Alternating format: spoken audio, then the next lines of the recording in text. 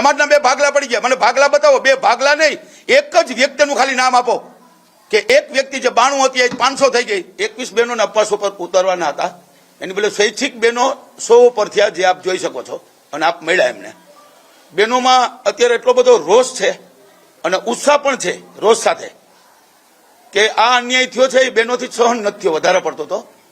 અને ભારતના ઇતિહાસમાં પ્રથમ વખત બહેનોએ મેદાનમાં જો ઉતરવું પડ્યું હોય, ભૂતકાળમાં ઝાંસીની મહારાણી જેવા મેદાનમાં આવતા હતા, પણ આઝાદી પછી આ પહેલું એવું ઐતિહાસિક સંમેલન બાદ અને બહેનો જે રોડ અને રસ્તા સુધી આવ્યા છે, અને બહેનોની જ આ જે ટિપ્પણી થઈ છે, જેમ કે ને કે ભગવાને મહાભારતનું યુદ્ધ આખું થઈ ગયું એક દ્રૌપદીના ચીરહરણથી, આ એનાથી પણ અઘટિત બનાવ અને અઘટિત ટિપ્પણી જે કરવામાં આવી છે, એ ક્ષત્રિય સમાજ તો એટલો બધો રોષમાં છે, આપ જાણો છો.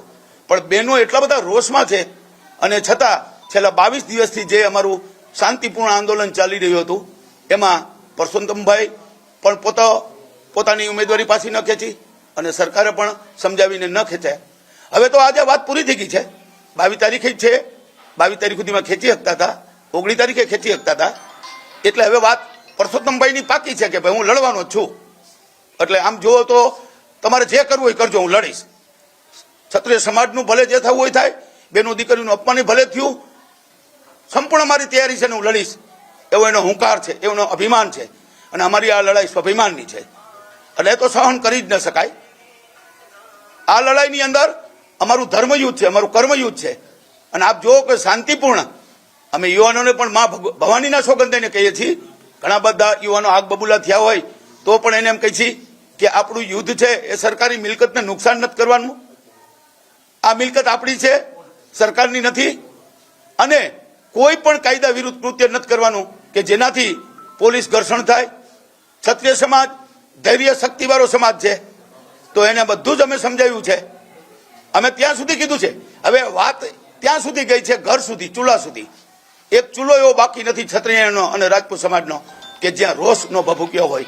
અને આ સ્વયંભૂ રોષ છે, કોઈ ઉપજાવેલો નથી, કોઈની દોરી સંચારથી નથી, કોઈના કહેવાથી નથી. અને જો કહેવાથી હોય તો અમારા 12 મંત્રીઓ આવ્યા અમને સમજાવવા, સરકાર પાસે સમજવા, તો ક્ષત્રિય સમાજ ખરેખર એનું માન્યા હોત. ન માનવાનું કારણ પણ એક આ ભયંકર રોષ છે. આ રોષને કોઈ ટાળી શકે એમ નથી. અમે તો સંકલન સમિતિ એટલે અમે એનું નેતૃત્વ કરીએ, અને અમે પ્રયાસો એવા કરીએ, અને કે ને કે જે અમારી આ આખી ટીમ 92ની હતી એ આજે 500એ પહોંચી. તો ઘણીવાર મેસેજ એવા જાય છે કે ડેમેજ કંટ્રોલ થયું. હું વારંવાર કહું છું, મને એક નામ આપો. ખાલી અફવા, હવા, મેસેજ, ગેરમાર્ગે દોરી. અમે યુવાનોને એ અપીલ કરી છે કે વોટ્સએપ યુથ એવું ન કરતા. કોઈ માણસ ગમે તે વસ્તુ કહેશે, કરશે, ખોટી જાહેરાત કરશે, ખોટો SMS મૂકશે. સમાજના બે ભાગલા પડી ગયા. મને ભાગલા બતાવો, બે ભાગલા નહીં, એક જ વ્યક્તિનું ખાલી નામ આપો કે એક વ્યક્તિ જે 92 હતી 500 થઈ ગઈ. તો સમગ્ર ગુજરાતની અંદર નાની મોટી સંસ્થા રહી ગઈ હતી, એ તમામ પરમ દિવસે અમદાવાદ ખાતે, ગોતા ખાતે આપણે જોયું હશે, બરાબર છે, કે 2000ની સંખ્યા હતી, એમાં 500 આ સંકલન સમિતિ જોડાઈ ગયા છે. સંકલન સમિતિ અમે એટલા માટે સમાજ સાથે, અને સમાજે અમારા ઉપર ભરોસો અને વિશ્વાસ મૂક્યો છે. આજે બહેનોમાં આપણે રોજ જોયો કે અમે ભગવાનનું મંદિર નક્કી કર્યું, ભગવાન રામની આ રામધૂન પણ બોલાવે છે, અને પરસોત્તમભાઈનો વચ્ચે વિરોધ પણ સાથે સાથે કરે છે. અને ભગવાન રામને પ્રાર્થના કરે છે કે તમે પરસોત્તમભાઈને સદબુદ્ધિ ન આપી, તમારે સમજાવવાને એના હતા. જેમ ભગવાન અર્જુનને ગીતાનો ઉપદેશ આપે છે, એમ ભગવાને શાંતિદૂત બની પણ ગયા હતા, અને પાંડવો માટે 5 જ ગામ માંગ્યા હતા. તો અમે તો ખાલી પરસોત્તમભાઈ એક જ માંગ્યા છે કે તમારી ભૂલ સ્વીકારી અને તમે તમારી ઉમેદવારી પાછી ખેંચો. પણ સ્વાર્થ અને સત્તાના સ્વાર્થ માટે પોતાનો હોદ્દો છોડવો નહોતો, અને ઉમેદવારી પાછી ખેંચવી નહોતી. આજે અમે 2 દિવસના વર્કઆઉટમાં આજે અમારું કાર્યાલયનું ઉદ્ઘાટન થયું, અને આજ અને આવતીકાલે 18 વોર્ડમાં કાર્યાલય થશે. 18 વોર્ડની સંકલન સમિતિ બનાવી નાખી. એક વોર્ડમાં એક પ્રમુખ અને 10 સભ્યો. તાલુકાની સમિતિ બનાવી નાખી, 10 સભ્યો અને એક પ્રમુખ દરેક તાલુકામાં. અને એની જવાબદારી 18 વોર્ડની જવાબદારી છે એ 18 વોર્ડની અંદર સમગ્ર ક્ષત્રિય સમાજ નહીં 18 વર્ણને સાથે રાખી અને દરેક વોર્ડમાં સંમેલન કરવામાં આવશે. તાલુકામાં પણ સંમેલન કરવામાં આવશે. તાલુકામાંથી ગામડા સુધી તેને સમજાવવામાં આવશે.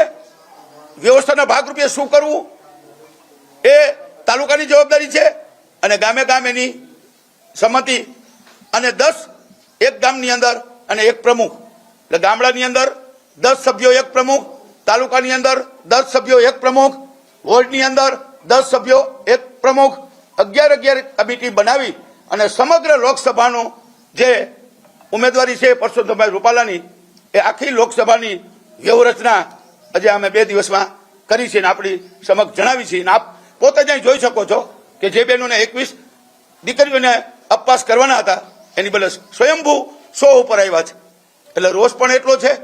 આપનો મીડિયાનો ખૂબ ખૂબ આભાર માનું છું કે મીડિયાએ સાચો એક રાહ અને સાચી જે દિશા છે એ દિશા ખરેખર બતાવી છે અને અમારી સાથે અમારી વાતને વાચા આપી છે. એટલે હું ધન્યવાદ આપું છું. આપને પણ પ્રણામ અને વંદન કરું છું. અમારો એક જ માર્ગ છે અને હવે તો એ માર્ગ છે એ બંધ થઈ ગયો 19 ને 22 તારીખે. એટલે હવે અમારે જે લડત આપવાની છે એ ગામડા સુધીના અમારા આખા ગુજરાતમાં પ્લાન થઈ ગયા છે. આ દરેક જિલ્લાને એક લોકસભા છે એનું જે લોકસભાની અંદર મેં કીધું એમ વોર્ડ, ગામ અને તાલુકા એ દરેક જગ્યાએ આ રીતે વ્યૂહરચના થઈ છે. હું આપને ખાલી રાજકોટની જ લોકસભાની વાત કરું છું પણ ગુજરાત લેવલે સંપૂર્ણ પૂરું થઈ જશે ત્યારે સંકલન સમિતિ પછી 2 દી પછી પત્રકાર પરિષદ બોલાવશે. હજી 2-3 સંમેલન જે કરવાના છે એ સંમેલનની વ્યૂહરચના થઈ જશે અને જે અમારા 7 રથ કાઢવાના છે ધર્મરથ એ રાજકોટનો જે ધર્મરથ છે એ 24 તારીખે શરૂ થશે 6 દિવસ માટે અને તાલુકા લેવલે સેન્ટર બધે ફરશે જેમ કે વાંકાનેર, મોરબી, રાજકોટ તમામ વોર્ડમાં અને તાલુકા લેવલે અને અહીંયા દરેક જગ્યાએ સભા રાખશું અને 18 આલમને જ્ઞાતિને બધાને સાથે રાખી અને એ દરેક જગ્યાએ એક સંમેલન કરવામાં આવશે. એવી 7 રથયાત્રા નીકળે છે ગુજરાતમાંથી જેનું નામ છે ધર્મરથ. ધર્મરથને કોઈ રોકી ન શકે પણ રાજકોટની અંદર 24 તારીખે રથયાત્રા નીકળશે. પછી એનો રૂટ જે છે પૂર્ણાહુતિ ક્યાં થશે એ અમે આપને 24 તારીખે જણાવશું. ક્યાં પૂર્ણાહુતિ કરવી આપ બધા વારંવાર પૂછો છો કે પૂર્ણાહુતિ ક્યાં કરશો, ખોડલધામ જવાના છો. ખોડિયારમાંને તો પગે લાગવા જાય જ ને, બરાબર છે. માં ખોડિયાર તો સાક્ષાત જોગમાયા છે અને ત્યાં અમે જાશું તો એ પણ આપને જાણ કરશું. આજના અમારા 2 દિવસનો જે કાર્યક્રમ છે ગઈકાલનો આજનો એ સંપૂર્ણ અમારી જે વ્યૂહરચના છે એની જે ગોઠવણી કરી એ આપની સમક્ષ હું રજૂ કરું છું. જય માતાજી, ભારત માતા.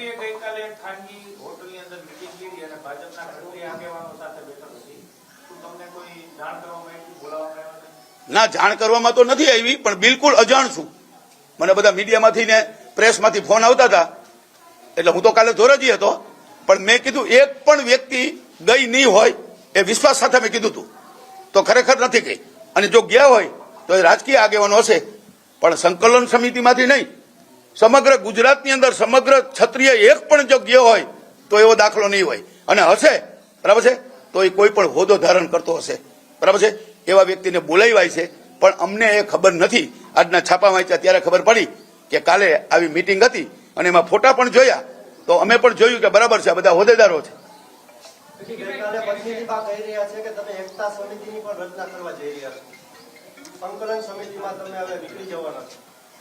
કોણ?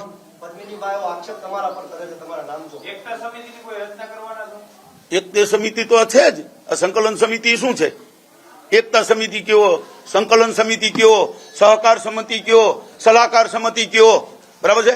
એ બધી જે સંકલન સમિતિ છે મેં તમને કીધું 92 છે એ 92 માંથી એકય નથી ગયો અને વાત મારો તો જવાનો સવાલ જ નથી. મેં તો જાહેરમાં ખુદ પ્રતિજ્ઞાઓ કરી છે. એ પ્રતિજ્ઞા હું ક્ષત્રિય તરીકે તોડી ન શકું.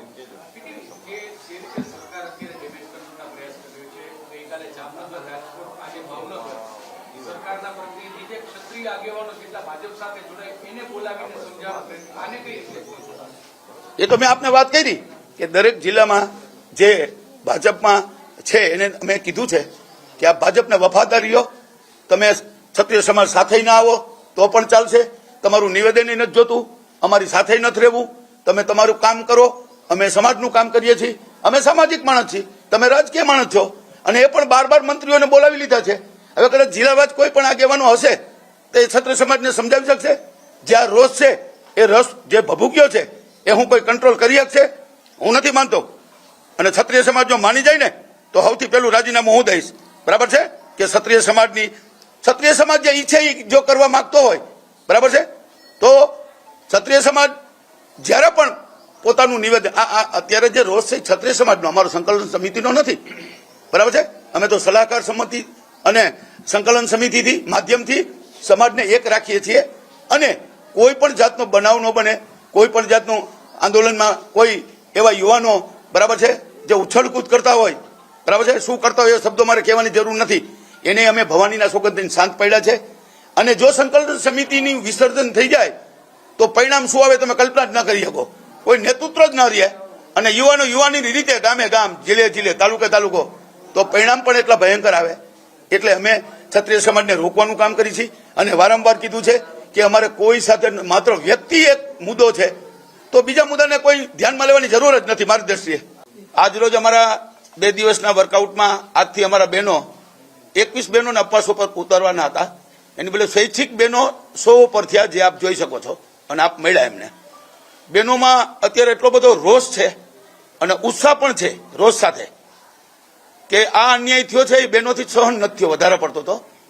અને ભારતના ઇતિહાસમાં પ્રથમ વખત બહેનોએ મેદાનમાં જો ઉતરવું પડ્યું હોય, ભૂતકાળમાં ઝાંસીની મહારાણી જેવા મેદાનમાં આવતા હતા, પણ આઝાદી પછી આ પહેલું એવું ઐતિહાસિક સંમેલન બાદ અને બહેનો જે રોડ અને રસ્તા સુધી આવ્યા છે અને બહેનોની જ આ જે ટિપ્પણી થઈ છે, જેમ કે ને કે ભગવાને મહાભારતનું યુદ્ધ આખું થઈ ગયું એક દ્રૌપદીના ચીરહરણથી, એનાથી પણ અઘટિત બનાવ અને અઘટિત ટિપ્પણી જે કરવામાં આવી છે એ ક્ષત્રિય સમાજ તો એટલો બધો રોષમાં છે, આપ જાણો છો. પણ બહેનો એટલા બધા રોષમાં છે અને છતાં છેલ્લા 22 દિવસથી જે અમારું શાંતિપૂર્ણ આંદોલન ચાલી રહ્યું હતું એમાં પરસોત્તમભાઈ પણ પોતાની ઉમેદવારી પાછી ન ખેંચી અને સરકારે પણ સમજાવીને ન ખેંચાય. હવે તો આજે વાત પૂરી થઈ ગઈ છે. 22 તારીખે જ છે, 22 તારીખ સુધીમાં ખેંચી શકતા હતા, 19 તારીખે ખેંચી શકતા હતા. એટલે હવે વાત પરસોત્તમભાઈની પાકી છે કે ભાઈ હું લડવાનો જ છું. એટલે આમ જુઓ તો તમારે જે કરવું હોય કરજો, હું લડીશ. ક્ષત્રિય સમાજનું ભલે જે થવું હોય થાય, બેનો દીકરીનું અપમાન ભલે થયું, સંપૂર્ણ મારી તૈયારી છે ને હું લડીશ.